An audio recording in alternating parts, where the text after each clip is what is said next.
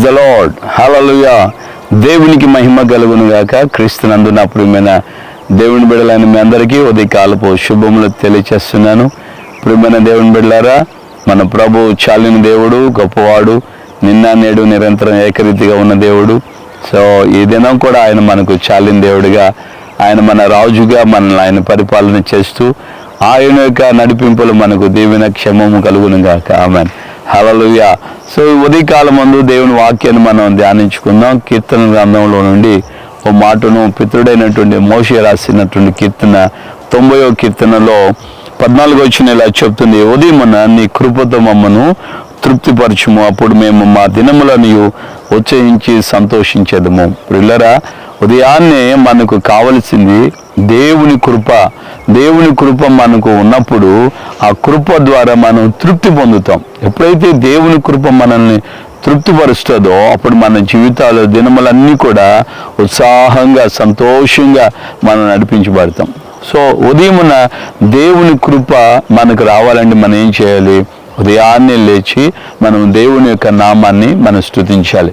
So దేవుని యొక్క వాక్యంలో మనం గమనించినప్పుడు ఉదయమున దేవుడు ఎవరికి కృపనిస్తానంటే, దేవుని యొక్క దాసుడు పేతురు గారు అంటున్నారు కదా, ఆయన అహంకారులను ఎదిరిస్తాడు, దీనులకు ఆయన కృపను అనుగ్రహిస్తాడు. ఉదయాన్నే లేచి మన జ్ఞానమో మన బలమో మన శక్తో కాదు, కానీ ఈ ఆకాశ వైశాల్యమును ఈ సమస్త సృష్టిని సృజించినటువంటి దేవుని మహోన్నతాన్ని మనం ఘనపరుస్తూ దేవుని ఆ యొక్క నామాన్ని కీర్తించుచు ఆయన యొక్క కార్యములన్నిటినీ మనం తలపోసుకుంటూ ఆయన మహోన్నతుడని మనం ఆయన్ని ఘనపరచడం ప్రారంభిస్తే, అనగా మనల్ని మనం తగ్గించుకొని ఆయన గొప్పతనాన్ని ఔన్నత్యాన్ని మనం కీర్తిస్తూ మనం ఆయన యొక్క సన్నిధిలో సాగిలపడినప్పుడు ఆయన కృప మనల్ని ఆవరిస్తుంది. ఆ కృపతో మనం నింపబడతాం, బలపరచబడతాం. దేవునికి మహిమ కలుగును గాక. ఆమేన్, హల్లెలూయా. సో దేవుని యొక్క కృప ఎప్పుడైతే మనల్ని ఆవరిస్తుందో అప్పుడు మన జీవిత దినములన్నీ కూడా మనం ఉత్సహించి సంతోషంగా ఉంటాం. ఎన్ని ఇబ్బందులు ఎదురైనా, ఎంత కష్టాలు ఎదురైనా మనం కలవరపడం. పితరులు మనం గమనిస్తే దేవుని లేఖనంలో దావీదులు, పేతురు, యోహానులు చెరసాల్లో వేయబడ్డారు. రాత్రంతా కూడా చెరసాల్లో చెరను అనుభవించిన సందర్భాలు ఉన్నాయి. కేవలం సువార్త ప్రకటించిన దానికే, యేసుక్రీస్తు ప్రభువై ఉన్నాడని చెప్పిన దానికే.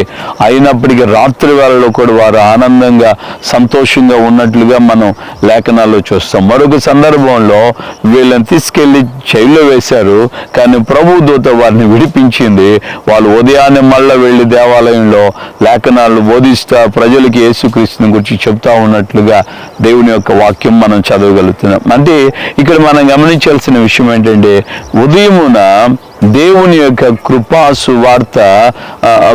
వార్త ఆయన యొక్క వాక్యము మనం బలపరచబడేటట్లుగా లేఖనం ఇక్కడ రాయబడింది కదా, ఉదయమున నీ కృపతో మమ్మల్ని తృప్తిపరచు. ఆ విధంగా దేవుని కృప వారికి ఉన్నందువలన శ్రమలలో సైతం, ఇబ్బందుల్లో వారిని అవమానపరిచారు, కష్టపరిచారు, ఎన్ని విధాలుగా వారిని చేసినా వారి జీవితాలు సంతోషంగా వారు వెళ్ళినట్లుగానే రాయబడింది. కనుక ఈ రోజున మనం శారీరకంగా ఎన్ని పోరాటాలను ఎదుర్కోవచ్చు, కానీ అంతిమముగా దేవుని కృప నిన్ను ఆవరించున్నటువంటి వేళలో ఆ దినం నీకు ఆనందంగా సంతోషంగానే కొనసాగించబడుతుంది. ఎన్ని నిటూర్పులున్నా, ఎంత బాధలున్నా అంతిమంగా దేవుడు నీకు గొప్ప ఆనందాన్ని, సంతోషాన్ని కలుగు చేస్తూనే వస్తాడు.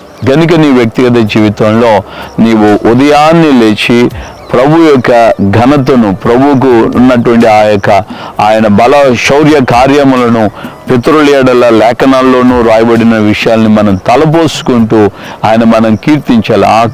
మహాకాశములు పట్టజాలని వాడువు అంటూ దావీదు సొలొమోను రాజు దేవుని కీర్తిస్తున్నాడు. దేవా, మహాకాశములు పట్టజాలని వాడువు అని దేవుని గానపరిచాడు. ఆ విధంగా ఆయన యొక్క వాక్కుల ద్వారా, ఆయన యొక్క క్రియల ద్వారా పితరులకి చేసినటువంటి ఎన్నో అద్భుత ఆశ్చర్యాలు ఉన్నాయి కదా, వాటన్నిటి వీటన్నిటిని మనం కూడా స్తుతించి తలంచుకొని, మా పితరులను అగ్నిగుండం నుండి తప్పించావు, ఇజ్రాయెల్ని ఎర్ర సముద్రం నుంచి నడిపించావు. ఓ అరణ్యములో వారికి ఇన్ని మేలులు చేశావు. వారికి పగలు మేఘస్తంభము, రాత్రి అగ్నిస్తంభము, బండలో నుండి నీళ్ళు ఇచ్చావు. ఈ విధంగా చచ్చిపోయే వాళ్ళు ఆ యొక్క ఇత్తడి సర్పాన్ని చూచి బ్రతికారు అరణ్య యాత్రలో. ఈ విధంగా దేవుని కార్యాలు ఎన్నని మనం జ్ఞాపం చేసుకుంటూ కీర్తిస్తున్నా దేవుడు తప్పకుండా వాటన్నిటి ద్వారా మన జీవితాలను ఆయన గణపరుస్తాడు. మనం ఆయన్ని ఆ విధంగా గణపరిచినందువలన ఆయన కృప మనల్ని ఆవరిస్తుంది. మరి ఈ రోజున నీవు ఆయన యొక్క కార్యాలని జ్ఞాపం చేసుకొని స్తుతించు, గణపరచు ఆయన కార్యాలని. తప్పకుండా దేవుడు మిమ్మల్ని మన ఒకరోజుకే కాదు, మన జీవిత దినములన్నిటిలో కూడా మనం ఉత్సాహంగా సంతోషంగా ఉండేటట్లుగా ప్రభు సహాయం చేస్తాడు. ప్రార్థన చేసుకుందామా? పరిశుద్ధుడైన తండ్రి, మీ పాదాల స్తోత్రాలు ప్రభు. ఉదయకాలమందు నాయన పితృడైన మోషే ద్వారా మీరు పలికించినటువంటి మాటలు మేము జ్ఞాపం చేసుకునే కృపను ధన్యతనిచ్చావు.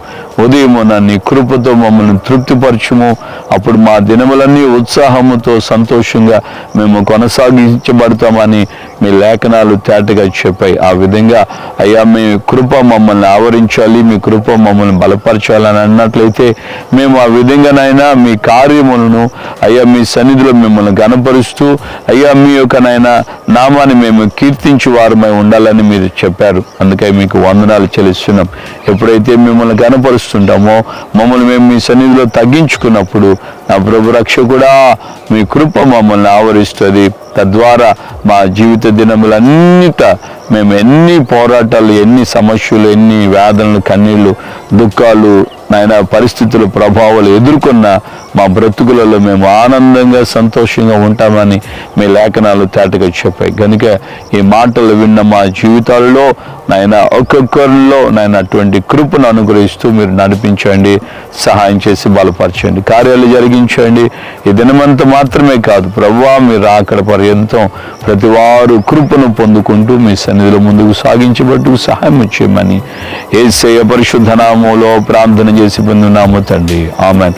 మన ప్రభువైన యేసుక్రీస్తు కృపయు, తండ్రి అయిన దేవుని ప్రేమ, పరిశుద్ధాత్మిక అన్యోన్య సహవాసం, సమాధానం ఇప్పుడు ఎల్లప్పుడూ సకల పరిశుద్ధులకి మనకును ప్రభు అక్కడ పర్యంతం కృపతోడే ఉండి నడిపించునుగాక. ఆమేన్, ఆమేన్, ఆమేన్. హల్లెలూయా.